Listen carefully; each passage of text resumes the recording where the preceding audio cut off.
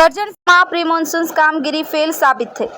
ભાર્ગવી વિદ્યાલય સાયનબી સાર્વજનિક high school DC Chavda શાળા Gurukripa society બહાર વરસાદી પાણીનો નિકાલ નહીં થતાં સર્જાયા તળાવ જેવા દ્રશ્યો। સાયનબી સાર્વજનિક હાઈસ્કૂલનું ગ્રાઉન્ડ બન્યું તળાવ। ભાર્ગવી વિદ્યાલય શાળાના ગેટ સુધી વરસાદી પાણી। શાળાએ જતા આવતા બાળકોની મુશ્કેલીનો સામનો કરવાનો વારો।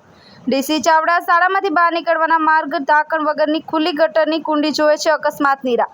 કરજણ પાલિકાની પ્રી મોન્સૂન કામગીરીને લઈ કરજણ શહેરની સોસાયટીઓના રહીશો પરેશાન। બ્યુરો રિપોર્ટ કરજણ સંદેશ ન્યૂઝ વડોદરા।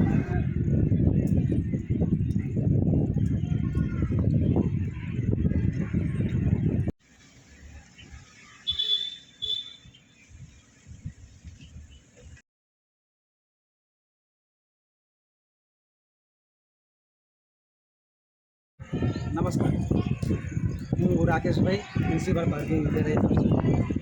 આજુ તમે જોઈ શકો છો કે એક સામાન્ય વરસાદ પડવાથી જ અમારી શાળાના જે મેઇન રોડ છે ત્યાં પર એટલું પુષ્કળ પાણી ભરાઈ જાય છે કે જેથી પાણીના લીધે અમારા બાળકો તેમજ આજુબાજુના રહીશો પણ ત્યાંથી આવી શકતા નથી।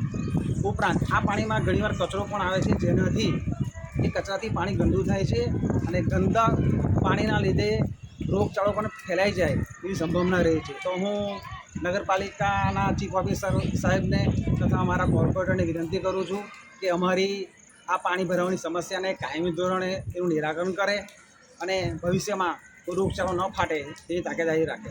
આ બાબતે તમે શું નગરપાલિકાને કંઈ અરજી પાણીને નિકાલ? હા, નગરપાલિકાના 2 કે 3 વાર અમે અરજી પણ કરી છે। નગરપાલિકાએ કહ્યું પણ છે કે થઈ જશે, પણ અત્યાર સુધીમાં આનું કાયમી ધોરણે કોઈ નિકાલ થયો નથી। અધૂરોમાં બીજું કે અમારી શાળાની જે મેઇન રોડ છે ત્યાં એક સ્ટ્રીટ લાઇટની પણ ખૂબ જરૂર છે। જો એ પણ નગરપાલિકા આની વ્યવસ્થા કરી આપે તો રાત્રિના સમય દરમિયાન પણ અહીંયા કોઈ અણબનાવ બને નહીં એ પણ ત્યાંથી રાખી નગરપાલિકા જરૂર છે। આપનું નામ? રાકેશભાઈ પરમાર, ભાર્ગવી વિદ્યાલય કરજણ, આચાર્ય।